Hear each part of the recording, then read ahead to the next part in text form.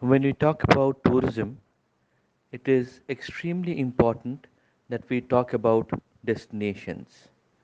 And when we talk about destinations, we cannot avoid the fact that destinations primarily need to be clean, need to sustain itself with the number of visitors coming to a particular destination. In today's lifestyle, we create a lot of waste. The amount of consumption that we do, we create more waste than what we actually consume for ourselves. Hence, it is necessary to think, to link, and to create a destination which can be viable, which can be sustainable only by the management of waste.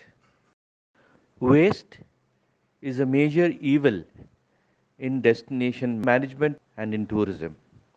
Hence, we need to look at waste from a very close level. We need to realize before we think about reduce, reuse, and recycle. In our present system of waste management, we usually have the tendency to transfer our waste from our point to the second point, and from second point to a third point, and finally to a dump shed. We do not know what happens in that dump yard after all the waste has been put over there. And across cities in our country, we have seen big dump hills that have come up. These waste hills are actually evil for the society from all points of view. And therefore, it is very important to learn how to transform our waste, because at this point of time we need to understand that how we can transform our waste to wealth. So waste to wealth is a program of sustainable tourism which is being run by Association for Conservation and Tourism for the past many years, and we take every opportunity to visit rural destinations and create an awareness, and also try and implement the knowledge that Association for Conservation and Tourism and their activists have gathered all through these years, and transferred them to our host communities about how to transform the waste to wealth.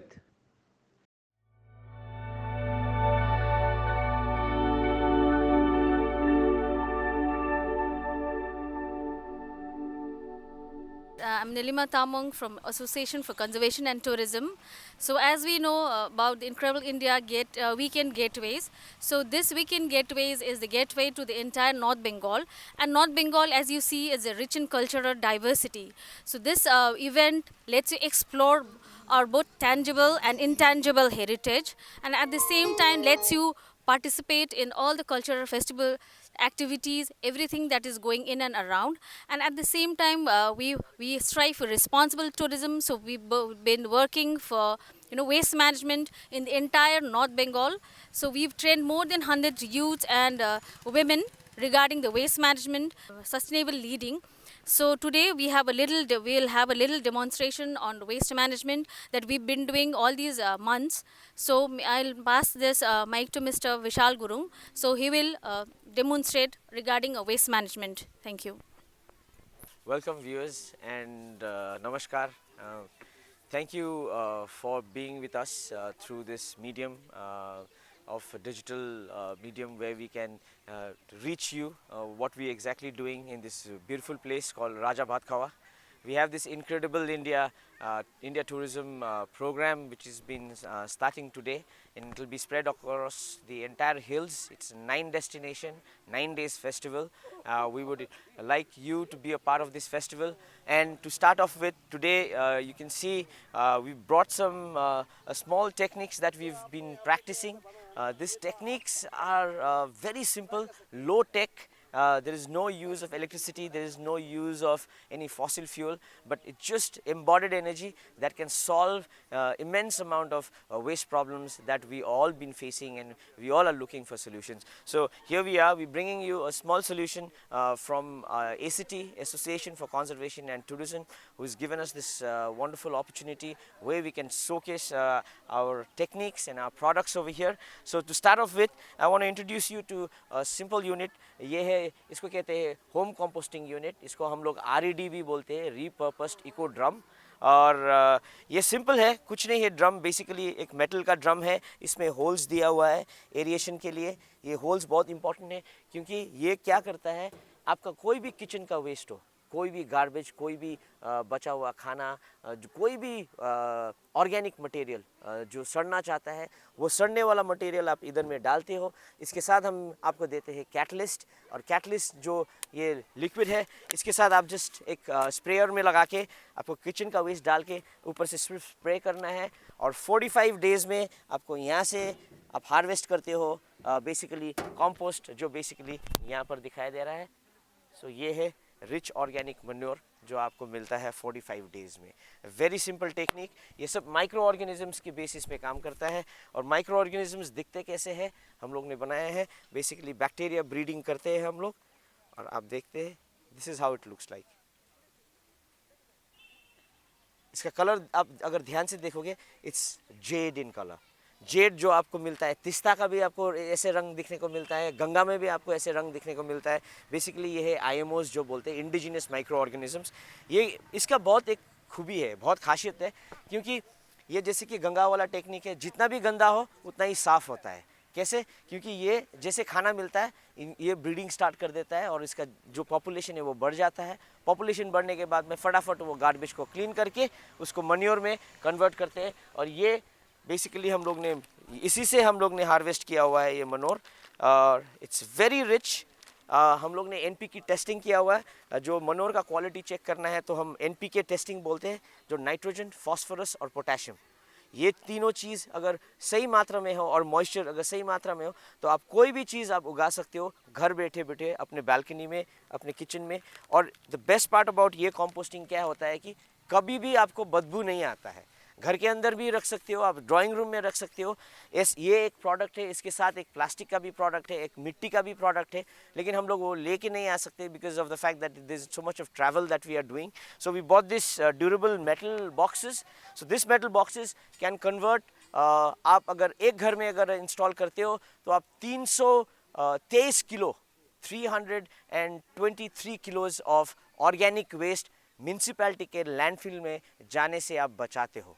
So basically यही होता है जो बोलते हैं decentralisation of waste. Waste को कभी भी हम लोग एक साथ में एक लैंडफिल को पूरी तरह से हम लोग उसके उतना इंफ्रास्ट्रक्चर और उतना हम लोग के पास रिसोर्सेज भी अवेलेबल नहीं है। वेस्ट को धीरे धीरे करके टैकल करना है। और धीरे धीरे टैकल करने का मतलब क्या होता है कि जैसे कि आपको एक उदाहरण देता हूँ मैं।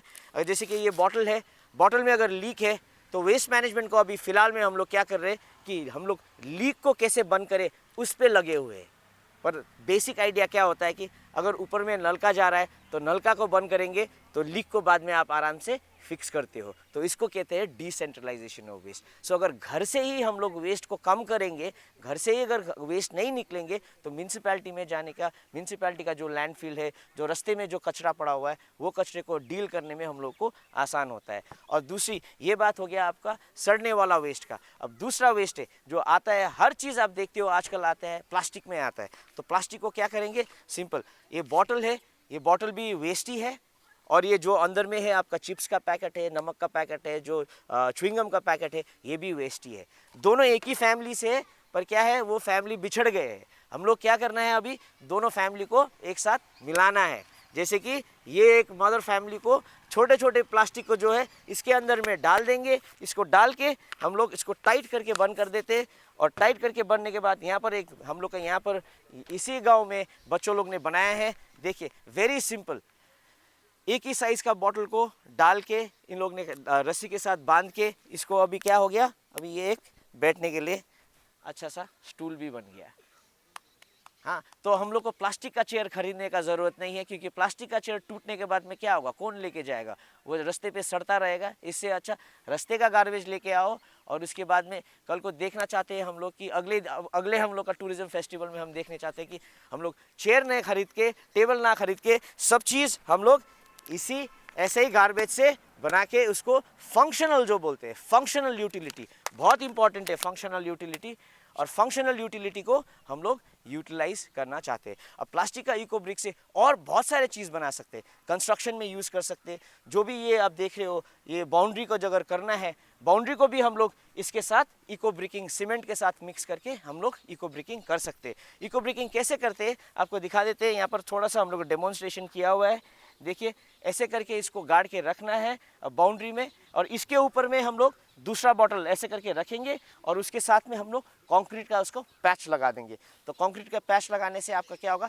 ईंट का काम हो गया। जो 10 रुपये में 8 रुपये में जो ईंट खरीदते हैं वो ईंट भी आपका बच गया। और इम्पॉर्टेंट चीज़ क्या है कि ये प्लास्टिक ऐसा ईंट है जो 500 साल तक नहीं सड़ता है। तो बेसिकली क्या इसका मतलब क्या होता है, आपका जो दीवार है वो इसका लाइफ जो होता है उसका लाइफ एक्सटेंड हो जाता है। और दूसरी बात आपको लेके जाना चाहता हूँ, ये बहुत इंपॉर्टेंट चीज़ है, ये भी हम कर सकते हैं, घर में बैठ के कर सकते हैं, सिंपली चीज़।